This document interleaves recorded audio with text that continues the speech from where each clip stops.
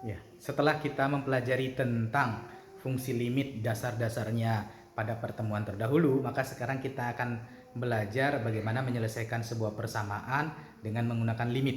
Dan salah satu tujuan dari limit adalah menghindari hasil tak terdefinisi atau penyebut adalah 0. Pada soal yang nomor 1, X mendekati 7 pada limit 6X tambah 3. Maka kita langsung masukkan ya, X-nya ini kita ganti dengan angka 7. Begitu kita masukkan X-nya dengan sebuah konstanta, maka limitnya tidak perlu ditulis lagi. Sehingga akan ditulis 6 dikali 7 ditambah dengan 3. 6 dikali 7, 42, tambah 3 hasilnya adalah 45. Jadi ini limit yang masih memiliki hasil. Hasilnya adalah 45.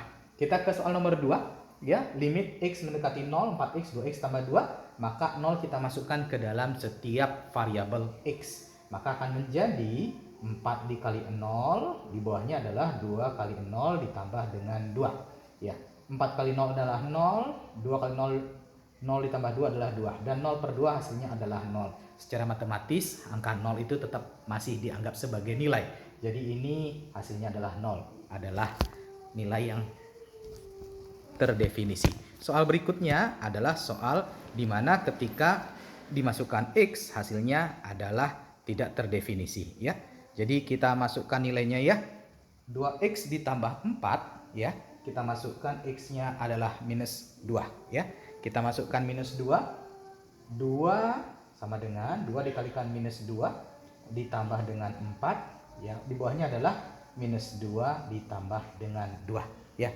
Minus 2 kalikan 2 dikalikan minus 2 adalah minus 4 ditambah 4, dan di bawahnya adalah 0. Kita lihat bahwa baik pembilang maupun penyebut adalah 0 per 0. Ini adalah tak terdefinisi. Hasil ini tidak diizinkan secara matematis. Maka dari itu kita menggunakan limit untuk menyelesaikannya. Ya, salah satu penyelesaiannya adalah dengan menggunakan pemfaktoran. Jadi kita bisa faktorkan ya dengan cara pemfaktoran sederhana, yaitu mengeluarkan angka 2 ya, sehingga ini jawabannya setelah dia dapatkan seperti ini ya, kita akan keluarkan limit ya X mendekati min 2 ya. Di sebelah sini kita akan tulis 2 ya, kita keluarkan 2, maka di sini X ditambah 2, dan di bawahnya adalah tetap X ditambah dengan 2 bantu dengan dalam kurung gitu ya.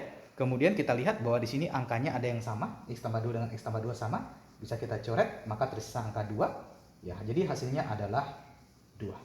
Ya, jadi menghindari tak terdefinisi, kita akan mendapatkan hasil yang terdefinisi, yaitu angka 2. Kita lanjut ke soal berikutnya. Kalau kita masukkan X yang sama dengan 1, ya, maka di bawah akan menjadi 0. Ya, karena 1 dikurangi 1 adalah 0. Nanti hasilnya akan tak terdefinisi lagi. Nah, kita gunakan pemfaktoran untuk menghindari hasil tak terdefinisi. Kalau kita ikutin alurnya seperti ini, nanti penyebutnya 1 dikurangi 1 adalah 0, tak terdefinisi. Untuk menghindarinya, kita akan menggunakan limit dengan cara pemfaktoran. Ingat ya, X kuadrat min 1 itu adalah X kuadrat. Ya, kita ulangi pelajaran terdahulu tentang pemfaktoran. X kuadrat min 1 kuadrat, karena 1 itu adalah setara dengan 1 kuadrat. Di bawahnya tepat min 1. Ya, kemudian kita akan faktorkan. Ya, kalau dia kuadrat, selisih kuadrat, rumusnya menjadi X min 1. X tambah 1 dibagi dengan X min 1 bantu dengan dalam kurung. Kita lihat ada yang sama, maka yang sama akan kita coret. Jadi tinggal X tambah 1, kemudian 1 kita masukkan ke dalam variabel X seperti tadi ya. Jadi dia tinggal sisa 1 ditambah 1. Ketika dimasukkan, limitnya nggak usah ditulis lagi huruf L-nya ya. 1 tambah 1, maka hasilnya adalah 2. Jadi menghindari tak terdefinisi, kita bisa mendapatkan hasil 2. Soal yang terakhir ya, X min 3X tambah 2. Ya, di sini pemfaktorannya bukan lagi dengan rumus selisih kuadrat. Kalau ini rumusnya A kuadrat min B kuadrat sama dengan A min B dan A plus B. Kalau ini kita akan memfaktorkan seperti biasa ya. Jadi kalau kita faktorkan, 2 ini terurai ya menjadi berapakah supaya dijumlahkan? Min 3, dia adalah min 2 dikalikan dengan min 1.